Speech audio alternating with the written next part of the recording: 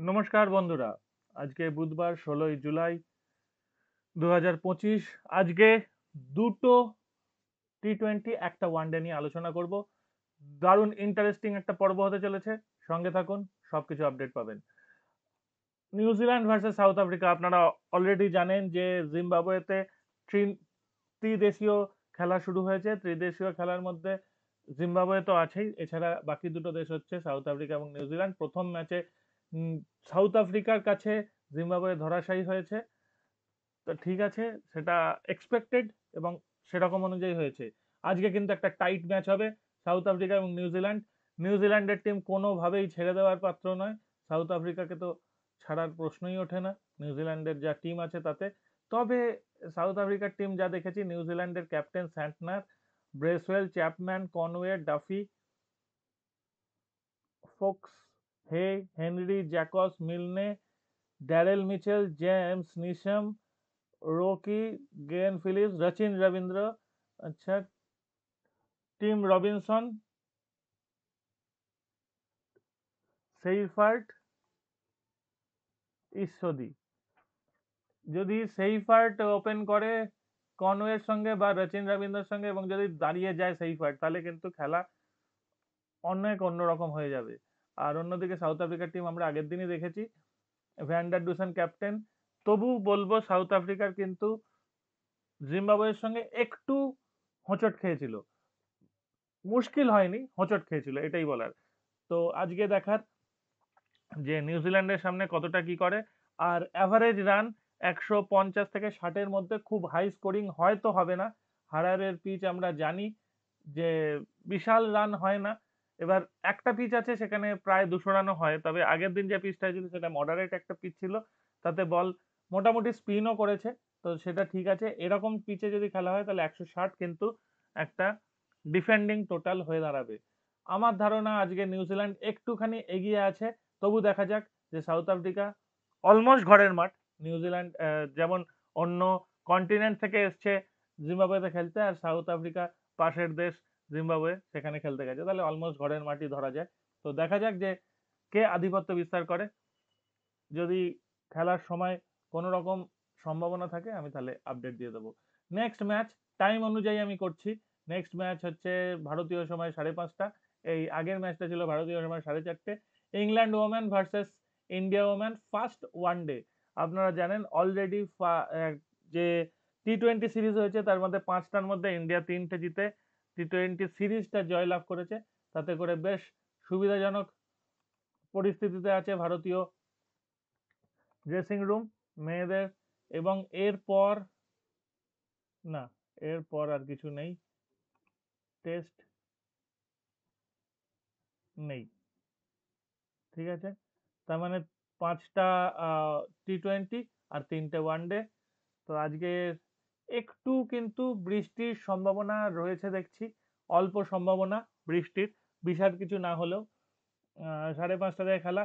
তবে তবে যেটা বলার সেটা হচ্ছে টি-টোয়েন্টিতে ভারত যেমন শক্তি প্রদর্শন করতে পেরেছে এবং ইংল্যান্ডের সঙ্গে বেশ ভালো টক্কর দিয়েছে, ওয়ানডেতে কিন্তু ইংল্যান্ড বেশ খানিকটা এগিয়ে থাকার কথা ভারতীয় টিমের তুলনায়, টিম হিসাবে। এবং তার চেয়েও বড় কথা হচ্ছে ন্যাট সিভার ব্রান্টের টিমে ফিরে আসা। ন্যাট সিভার ব্রান্ট অসাধারণ প্লেয়ার, মানে ওয়ানডে টিমে ঢোকার পরে টিমের শক্তি আরো অনেক বেড়ে গেছে। তো এটাই বলার যে ভারত যদি এখানে লড়াই করে কিছুটা করতে পারে তাহলেই কিন্তু অনেক, নইলে কিন্তু সিভার ব্রান্ট তার দলবল নিয়ে ইন্ডিয়ার ওপর চড়াও হয়ে ইন্ডিয়ার এগেনস্টে ম্যাচ জিতে যাবে, এটা ধরে নেওয়া যেতে পারে। সাউদাম্পটনের মাঠটা ভালো, রান মোটামুটি ঠিকঠাক হয়। তো দেখা যাক যে ইন্ডিয়া যদি প্রথমে ব্যাট করে, যদি ২৭০+ রান করতে পারে খেলা জমে যাবে। আর যদি ২৫০ অ্যারাউন্ড রান করে তাহলে ইংল্যান্ডকে আটকানোর কোনো চান্স সেইভাবে আমি দেখছি না। তবু ক্রিকেট খেলা, অসম্ভবকে সম্ভব করাটাই ক্রিকেটের ধর্ম। তো সেটাই দেখার যে ইন্ডিয়া মেয়েরা আজকে কিছুটা হলেও নিজের আধিপত্য বিস্তার করে খেলায় থাকতে পারে না ইংল্যান্ডের সামনে ধুয়ে যায়, সেটাই দেখব। আর থার্ড যে টি-টোয়েন্টি সেটা হচ্ছে Sri Lanka versus Bangladesh. Third T20, এটা আজকের দিনের তৃতীয় ম্যাচ, শুধু তাই নয় সিরিজেরও তৃতীয় ম্যাচ এবং ভীষণ ক্রুশিয়াল একটা ম্যাচ। এখনো পর্যন্ত দুটো দলের 1-1 পরিস্থিতি, তার মানে আজকের ম্যাচটা যে জিতবে সেই সিরিজ জিতবে। কিন্তু বৃষ্টির ভ্রুকুটি আছে, কলম্বোয় খেলা হবে, কলম্বোর পিচ আপনারা জানেন যে মুশকিল। দেখুন 4টের সময় 29%, 7টার সময় 12%, আর 10টার সময় 12% এখনই দেখাচ্ছে। সুতরাং যদি বৃষ্টি আগে হয়ে থাকে এবং যদি তখনও বৃষ্টি হয় তাহলে খেলার কোনো চান্স নেই। তবু ধরে নিচ্ছি খেলা হবে। খেলা যদি হয় তাহলে কিন্তু আজকের যে টসে জিতবে সেই বল নেবে, এটাই আমার মনে হয়।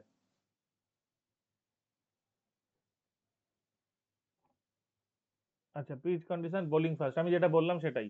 আর কলম্বোর পিচ যেহেতু মুশকিলে, সেজন্য রান অনেক কম হয়, তার মানে একটা লো স্কোরিং থ্রিলার হতে চলেছে। যদি শ্রীলঙ্কা প্রথমে ব্যাট করে 130 থেকে 40 রান করে তাহলে খেলা জমে যাবে। আর বাংলাদেশও যদি ওই রানের কাছাকাছি করে তাহলেও কিন্তু সিরিজ জমে ক্ষীর হয়ে যাবে। কারণ এইখানে পরে ব্যাট করে চেজ করাটা একটু ডিফিকাল্ট। আর যদি বৃষ্টি হয় তাহলে ডাকওয়ার্থ লুইস আসবে, সেখানে আরো অনেক হিসাব নিকাশ চেঞ্জ হয়ে যাবে। তো সেটাই দেখার যে কোন হিসাব কতটা গড়ায় এবং কে কতটা আজকে আধিপত্য বিস্তার করে জিততে পারে। তো আমি প্রথম থেকে আরেকবার বলে দিই কে কে আমার হিসাবে জয়লাভ করছে। এই ম্যাচে নিউজিল্যান্ডের চান্স একটু বেশি, ইংল্যান্ড ভার্সেস ইন্ডিয়া ওয়ানের ম্যাচে ইংল্যান্ডের চান্স একটু বেশি, আর শ্রীলঙ্কা ভার্সেস বাংলাদেশ ম্যাচ যদি পুরোটা খেলা হয় তাহলে শ্রীলঙ্কার চান্স একটু বেশি। এটা হচ্ছে আমার আজকের প্রেডিকশন। এবার খেলা শুরু হলে পরিস্থিতি অনুযায়ী তো চেঞ্জ হতে থাকবে, সেই অনুযায়ী দেখবো কি হয় না হয়। তো তখন সময় হলে নিশ্চয়ই আলোচনা করব। ভালো থাকবেন সবাই, সুস্থ থাকবেন। আর কিছু যদি সাজেশন থাকে আপনাদের সেটাও আমায় জানান, ভালো লাগবে। আপনারা ভিডিও দেখছেন ঠিকই, কমেন্টও করেন মাঝে মাঝে, সেটা নিয়ে বলার কিছু নেই।